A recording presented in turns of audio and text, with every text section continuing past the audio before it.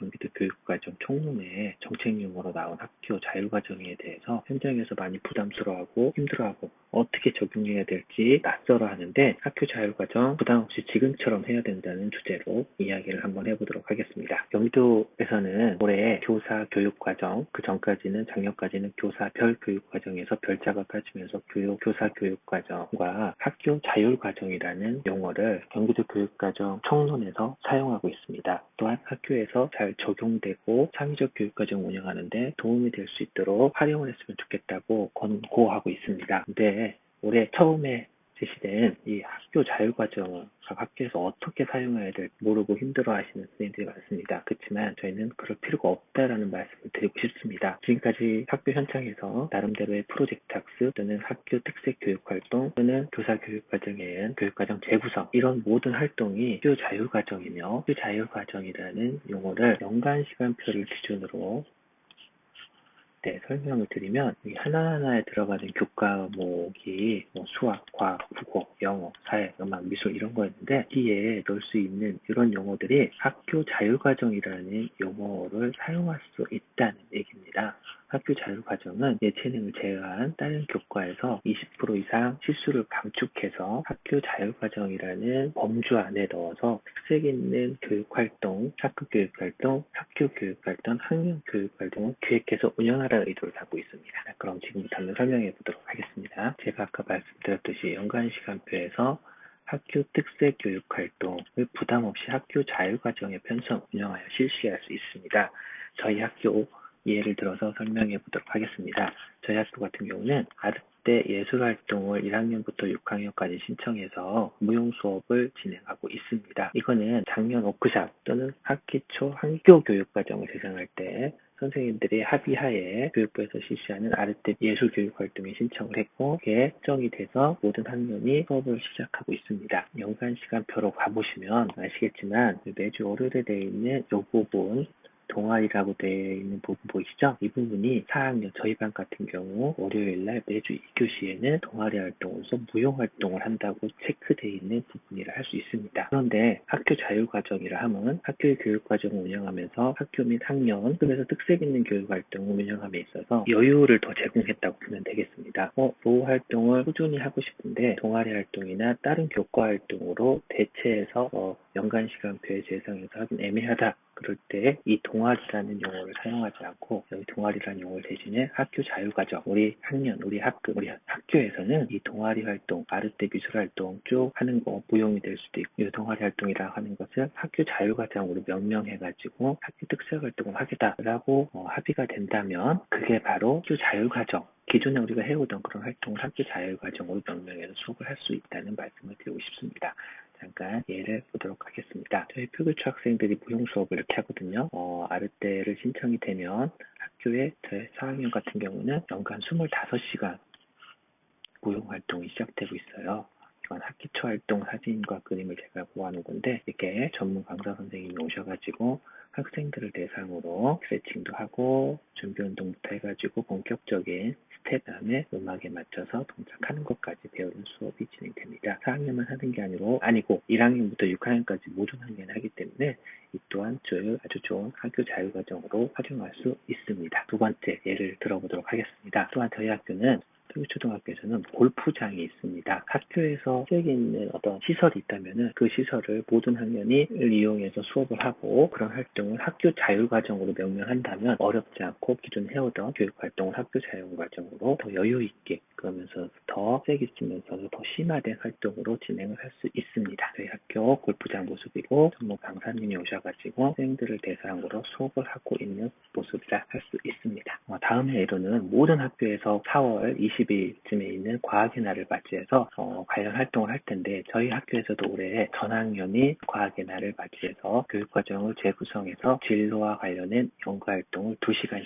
수업을 했습니다. 이 또한 전학년이 교육과정에 반영해서 함께하는 활동으로 자율과정으로 우리 학교에서는 편성해서 활용해 주겠다라고 합의가 된다면 자율과정으로 편성 운영하면 좋을 것 같습니다. 저희 반 같은 경우는 올해 에어로켓 만들기를 통해 가지고 여기에 학생들의 꿈을 적을 수 함께 하고 발사대를 이용해서 내 꿈을 목표 지점까지 날아가기 위해서 어떤 노력을 해야 되는지 탐구해보는 활동과 연계해서 수업을 진행했습니다. 이런 활동도 학교 전체가 하는 활동인데 어떤 활동으로 넣으면 좋을까? 물론 과학의 내용이기 때문에 교과에 과학으로 넣어도 되지만 그보다는 우리 학교가 특색 있게 매년 하는 활동이기 때문에 학교 자율과정으로 명명해가지고 교육과정에서 운영한다면 더 의미 있는 활동이 될 거라고 믿습니다. 또한 모든 학교에서 실시하고 있는 어린이날 소체육대회에 관련된 활동을 학교 자율과정으로 활동할 수 있습니다. 학년별로 4시간씩 실시했는데 학급별로 운영이 되었고요. 학교 교육 활동에 함께 반영해서 1학년부터 6학년까지 전체가 함께 활동을 했습니다. 이 또한 학교 자율과정으로 편성 운영 가능한 부분이라 생각할 수 있습니다. 어린이날 소책대와 관련된 그 당시에 주간학습 안내인데요. 저희 반 주간학습 안내를 보시면 이 부분에 해당하는 부분이라 할 수 있습니다. 5월 4일날 실시했고요. 1교시부터 4교시까지 어린이날 기념체육대회를 피고, 마피아 게임, 수건 돌리기, 얼음땡, 꼬리잡기, 바퀴벌레 게임, 오징어 놀이, 무궁화꽃이 피었습니다. 여기에 정해지는 이런 모든 활동은 제가 임의로 정한 게 아니라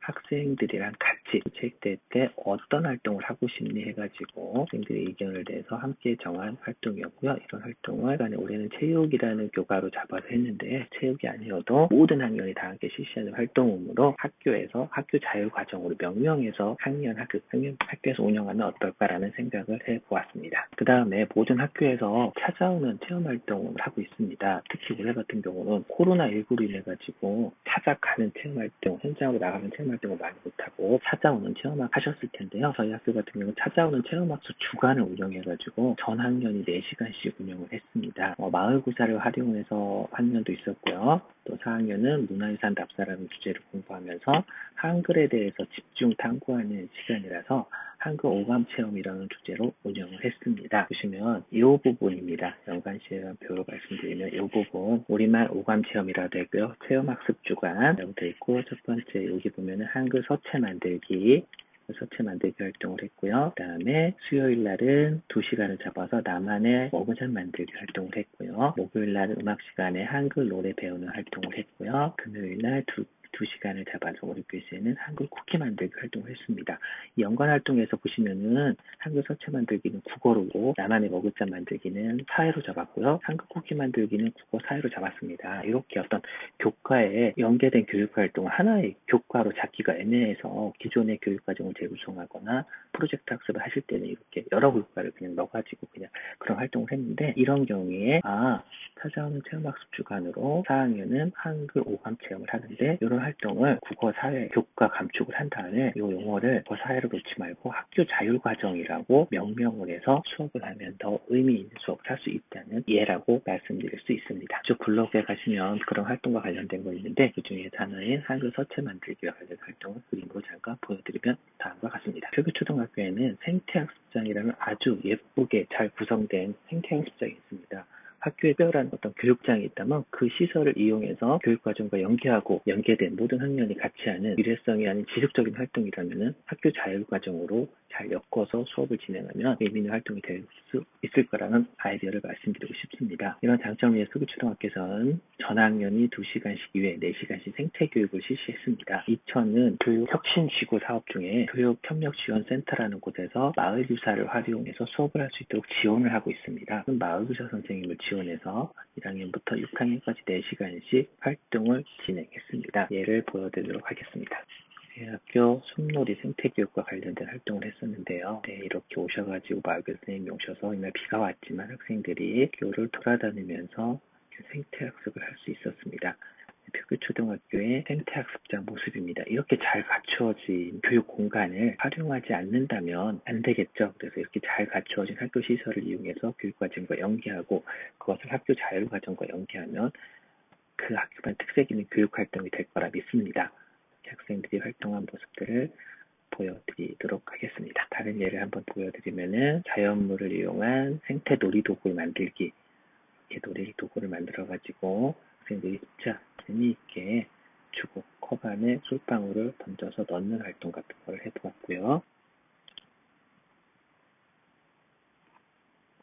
곤충의 눈으로 꽃과 사물을 바라봐요. 이렇게 보면은 곤충의 눈으로 볼 수 있는 도구가 있어요. 이 도구를 가지고 벌의 입장에서 벌은 사물을 보면 꽃을 보면 어떻게 보일까 이런 활동도 한번 해보았고요. 있고요. 나무에 청진기를 갖다 대면 어떻게 할까? 나무가 숨을 쉴까?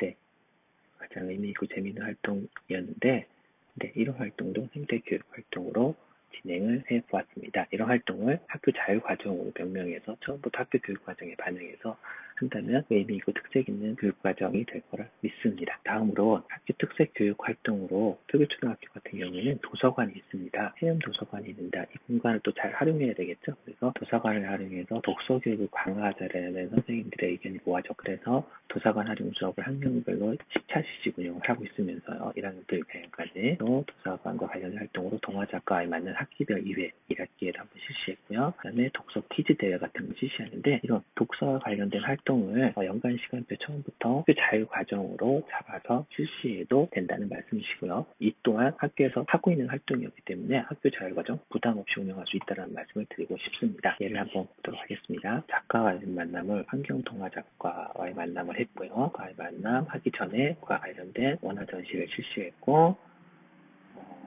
그 다음에 직접 학교에 작가님이 오셔가지고 학생들과 의미 있고 재미있는 활동을 해주셨습니다. 또한 독서와 관련된 활동으로 많은 학교에서 하고 있는 한 학기 한 권 읽기 또는 온책 읽기라는 용어로 많은 학교에서 독서 교육을 강화하고 있는데요. 이 또한 학교 자율과정으로 반영시켜서 편성 운영하면 더 풍성하고 의미 있는 활동을 진행할 수 있다는 말씀을 드리겠습니다. 또한 경기도 이천 아까 말씀드렸듯이 교육혁신지구로 교육혁명지원센터라는 곳에서 4학년 같은 경우, 4학년 같은 경우는 민주시민교육을 지원해주고 있습니다. 3회 2시간씩 6시간을 지원해주고 있는데 학기 초에 교육과정에 반영해서 운영할 때 학교 자율과정으로 편성 운영하면 좋다는 말씀을 드리고 싶습니다. 이 또한 이천에는 모든 4학년 학생들이 하는 민주시민 교육이기 때문에 학교 자율과정으로 처음부터 인해서 학생들의 관계 맺기라든가 나를 알아보고 친구를 알아보고 우리를 알아보는 활동과 관련된 활동을 하면 의미가 있습니다. 그 중에 하나만 예를 들어보도록 하겠습니다. 걔가 너 우리에 대해서 나에 대해서 알아보는 시간을 이렇게 가졌고요. 학생들이 개인별로 발표하는 시간도 가졌습니다. 또한 너에 대해서 알아보는 활동, 감정표현 같은 활동을 해서 한 명씩 발표하고 친구는 저럴 때 저런 감정을 느끼는구나 관련된 활동을 해보았고요. 친구에게 음식 만들어주기 활동 같은 것을 해보았습니다. 마지막으로 우리에 대해서 알아보는 활동으로 친구들과 같이 그림을 그리는 활동, 동화를 그림 같은 활동을 하면서 친구를 이해하는 활동, 우리의 소중함을 알아보는 활동을 해보았습니다. 다른 예로는 학부모 교육 기부 수업으로 표구초등학교에서는 학부모에서는 1년에 한 2번 정도 학급에 찾아오는 수업을 진행해 주시는데요. 전 학년의 교육과정 협의 후 이루어지는 활동으로 이런 특색 교육 활동도 학교 자율과정으로 편성 운영하면 좋겠다는 말씀을 드리고 싶습니다. 올해 같은 경우는 꽃꽂이 수업을 진행해 주셨는데요. 이것에서 말씀드리시면 학부모 교육 기부 활동으로 수업을 운영해 주십다 하셨을 때 어느 교과로 편성하실 때 애매하시잖아요. 그래서 모든 학년 실시하기 때문에 교육 기부 활동으로 하는 활동은 학교 자율과정으로 명명해서 교육과정에 반영하면 의미 있는 활동이 될 거라는 말씀을 드리고 싶고요. 간단하게 저희 학교에서 꽃꽂이 학부모에서 진행했던 꽃꽂이 활동 사례를 알아보도록 하겠습니다. 학생들이 꽃꽂이 만드는 과정이고요. 학생들이 자기 걸 만들고 보시면 알겠지만 이렇게 학부형님들이 오셔가지고 수업을 진행해 주셨습니다. 앞에서 간단히 말씀을 드렸었는데 2000혁신교육지구 사업으로 지정되어서 창의적인 교육과정에서 많은 지원이 이루어지고 있는데요. 그 중에서 가장 활발하게 활용하고 있는 것이 마을교사 활용 수업입니다. 교사가 기억하기 힘든 전문가 수업을 원한다면 수시로 신청이 가능하고 엄청나게 많은 분야의 마을교사를 선택하여 적극적으로 수업과 연결할 수 있는 프로그램으로요. 마을교사를 활용한 수업 역시 학교 자율과정으로 편성 운영하면 좋겠습니다. 자유롭게 교육과정 편성 운영하면서 아이들에게 새로운 경험을 선사할 수 있습니다. 저희 표교초등학교 3학년은 난타 수업을 9차씩, 6학년은 뜨개질 수업을 10차씩, 5학년에는 목공 수업을 4차씩 운영했고요. 저 같은 4학년 경우에는 그림책 수업을 18차씩, 그 다음에 벽화 수업을 9차씩 운영을 했습니다.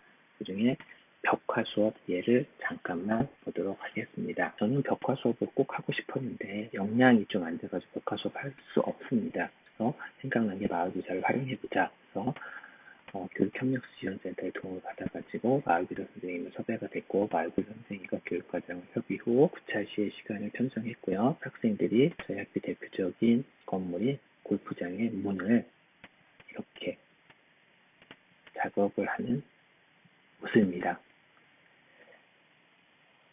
이런 게 계획이 되었다면 이런 마을교사 활용한 수업을 교과 수업 실수에 포함해서 할 수도 있지만은 9차식, 6차식, 5차식 이렇게 되는 것을 처음부터 시간표에 학교 자율과정으로 명명하면 의미가 더 있을 거라는 생각이 듭니다. 아직도 학교 자율과정이 부담되고 힘들다고 생각하시나요? 우리가 지금처럼 해오던 활동에 여유를 제공한다고 생각하시면 편할 것 같습니다. 지금까지 안 했던 활동을 만들어 할 필요는 없으시고요. 제가 예를 들어 답해서 얘기 드렸던 학교 특색 교육 활동으로 모두가 함께하는 활동, 그리고 교사 교육 과정으로 내가 하고 싶었던 활동, 교육 과정을 디자인할 때 더 편하게 적응했으면 좋을 거라는 생각이 들고요. 올해는 학교 자율과정이라는 용어 사용이 좀 부담스럽고 낯설었다면 저처럼 주간학습 안내부터 부담 없이 적용하면 선생님들의 교사 교육과정 속 학교 자율과정을 만들어 나가면 어떨까라는 생각을 해봅니다.